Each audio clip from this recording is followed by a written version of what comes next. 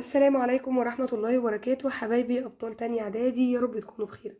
النهاردة هنبتدي مع بعض حل امتحانات المحافظات من كتاب الامتحان. أول محافظة معانا محافظة القاهرة. ما تنسوش نركز في كل أسئلة الامتحانات، لأن الامتحانات اللي بتجيلك ما هي إلا تكرار للأسئلة اللي كانت بتيجي في السنين اللي فاتت. نادر قوي لما يجيب لك سؤال من أسئلة التميز محتاج إن أنت تفكر فيه، بس بنسبة 99.9، بلاش نقول 100%. الأسئلة هي نفس الأسئلة كل سنة، بس في حاجات معينة كده نركز فيها مع بعض. اللي هقول لكم عليها دي معروفة إن هي دايما من الأسئلة المهمة في الامتحانات. نبتدي مع بعض كده بسم الله ونقول أول سؤال. الخريطة رقم 1 عندنا هنا ده المحيط الهندي. رقم 2 أولى الدول المنتجة للحديد ده دولة موريتانيا. 3 أكبر الدول المنتجة للحبوب الغذائية مصر. رقم 4 من الدول الغنية بمصادر الطاقة. رقم 4 دي دولة ليبيا.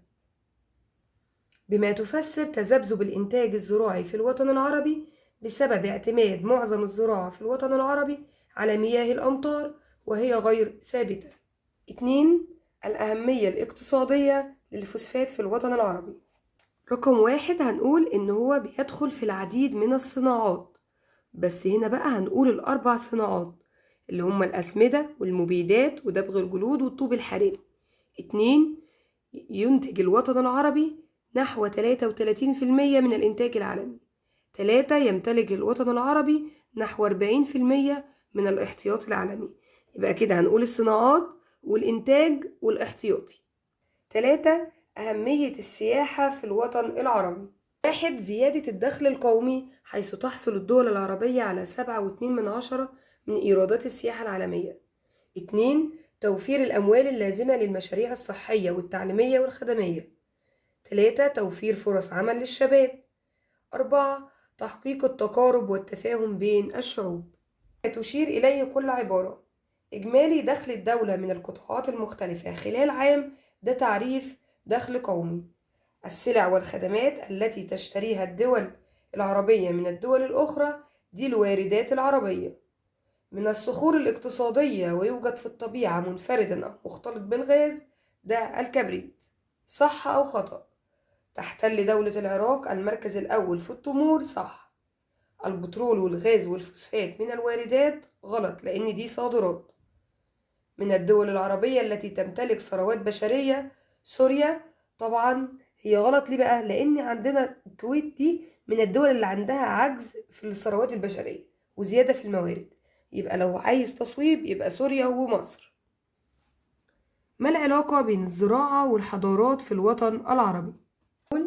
حيث ساعد قيام الزراعة منذ القدم إلى استقرار الإنسان وقيام أعرق الحضارات، مثل الحضارة المصرية القديمة وحضارة بلاد ما بين النهرين.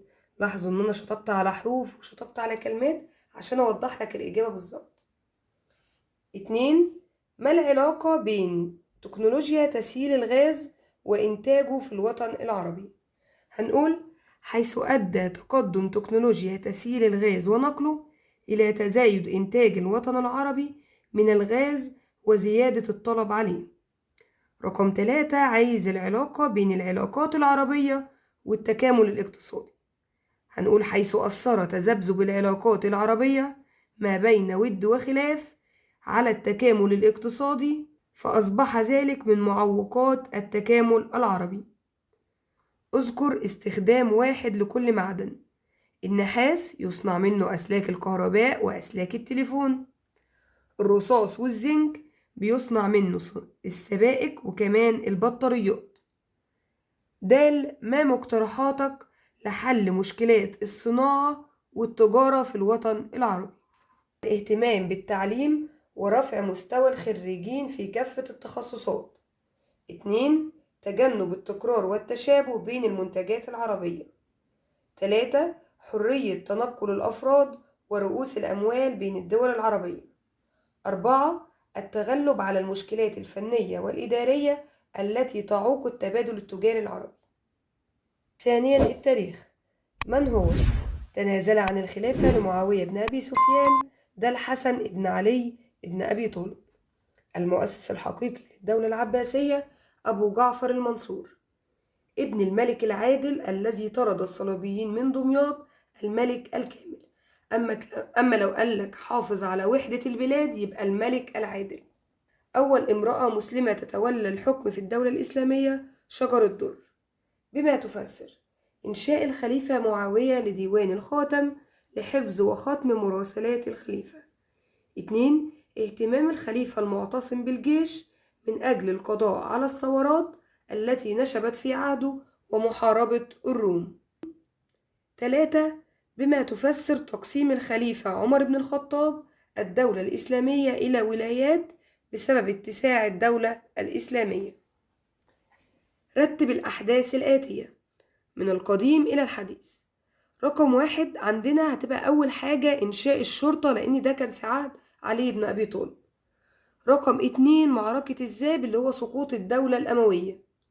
رقم 3 بناء مدينة سامراء اللي بناها الخليفة المعتصم في الدولة العباسية. رقم 4 استرداد إمارة الرها اللي استردها عماد الدين زنكي في بداية عصر أو قبل قيام الدولة الأيوبية. اختر الإجابة الصحيحة. ظهرت الوزارة كوظيفة رسمية في عهد مين؟ طبعا في عهد الدولة العباسية. سقطت الدولة الأيوبية بسبب مؤامرة مين على توران شاه وقتلوه؟ طبعا المماليك. الضريبة التي كانت تفرض على ما يخرج من باطن الأرض من معادن يبقى الركاز. تم إنشاء إيه في عهد الخليفة عثمان؟ طبعا أنشأ الأسطول. صوب ما تحته خط. يعتبر عصر الخليفة الوليد بن عبد الملك هو العصر الذهبي، ده كان في الدولة الأموية.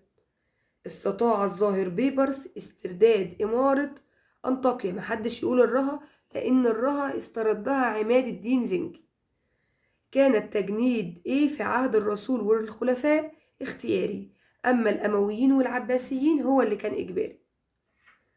تعرف حرية الفرد في التصرف في أمواله وممتلكاته، دي حرية مدنية. قارن بين معركة حطين ومعركة عين جالوت من حيث النتائج بس. أول حاجة هقول لكم الأول عين جالوت انتصار المسلمين وهزيمة المغول وحماية مصر والعالم الإسلامي من الخطر المغولي. أما معركة حطين: 1 انتصار المسلمين على الصليبيين، 2 وقوع ملك بيت المقدس وأرناط في الأسر، 3 توجه صلاح الدين، هنا طبعا الفاعل اللي هو صلاح الدين، توجه صلاح الدين إلى بيت المقدس وتخليصه من الصليبيين. ما رأيك في موقف صلاح الدين الأيوبي من أهل بيت المقدس؟ هتقول أوافق على اللي هو عمله طبعا، لأن ما فعله يدل على حرصه على التسامح الديني. ونقول إيه اللي عمله؟ حيث 1 عفى عنهم وأمنهم على أنفسهم وأموالهم وكنائسهم، كمان أعفى الشيوخ والفقراء والأطفال من دفع الجزية.